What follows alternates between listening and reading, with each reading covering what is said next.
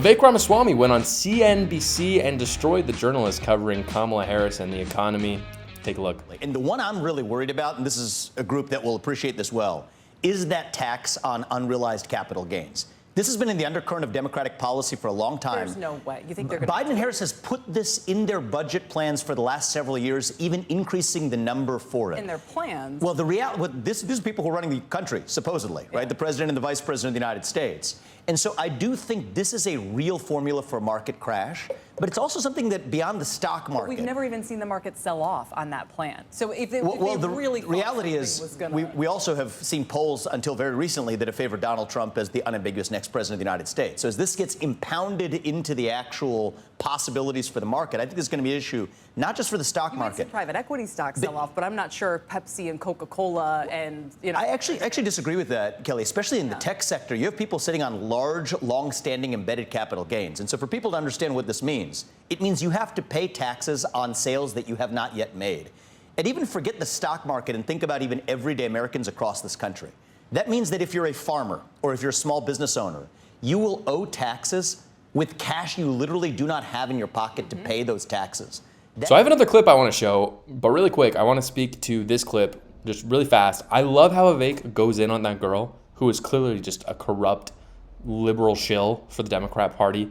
He just goes in on that girl who tries to say that there's just no way. And liberals do this time and time again where they talk about doing something. They talk about, you know, for this one, for example, they talk over and over again about taxing unrealized gains. And then suddenly when it comes election time, they're like, no, we never said that.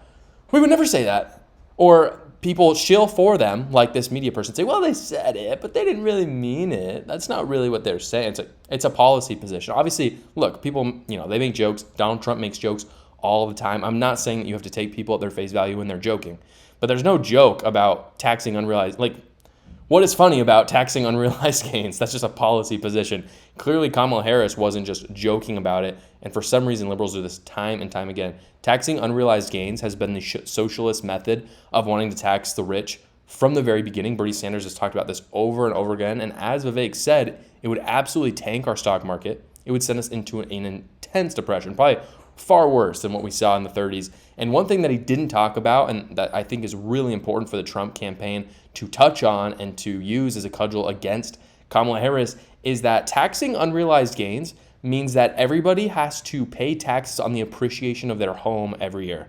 So obviously, you know, if there are very wealthy people who are having to pay taxes on the gain of owning their business, for instance, we're going to see incredibly big downturns in the stock market, which is going to affect people's retirement, and it's going to have a trickle-down effect. But sometimes it's a little bit hard to explain to people. Sometimes it just seems a little bit more nebulous. It's a little, I don't know. People might hear that and be like, I don't really know if that's true.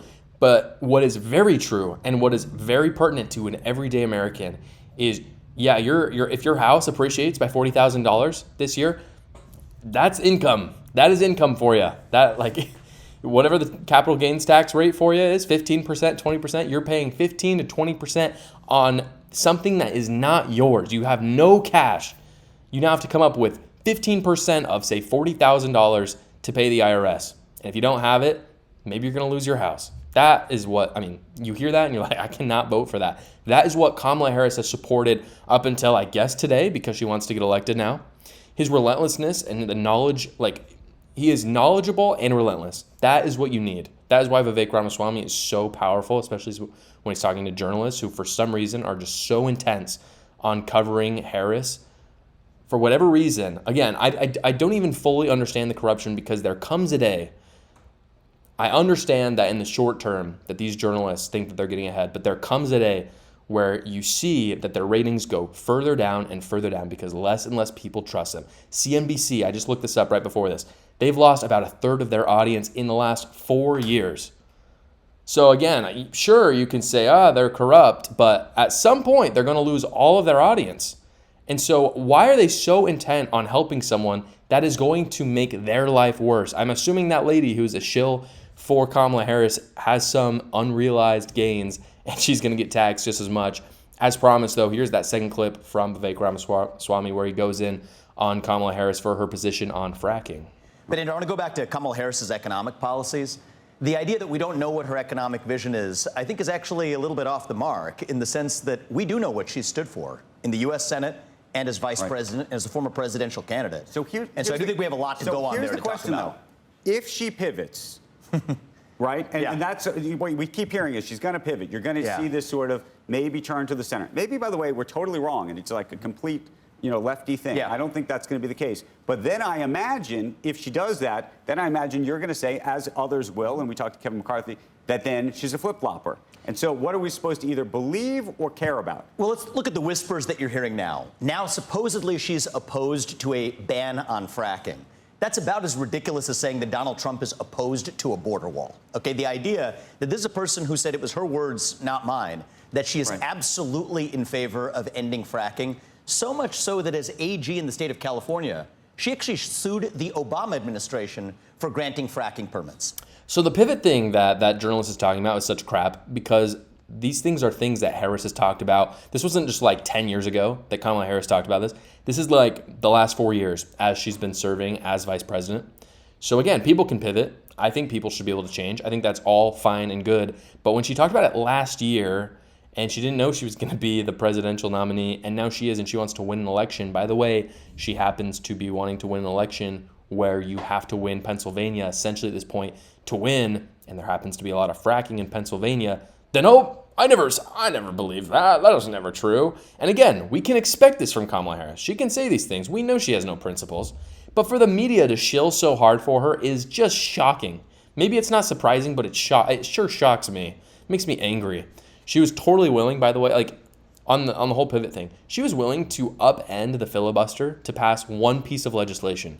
She's willing to totally take out this democratic process that we had in the Senate just to put forward the Green New Deal.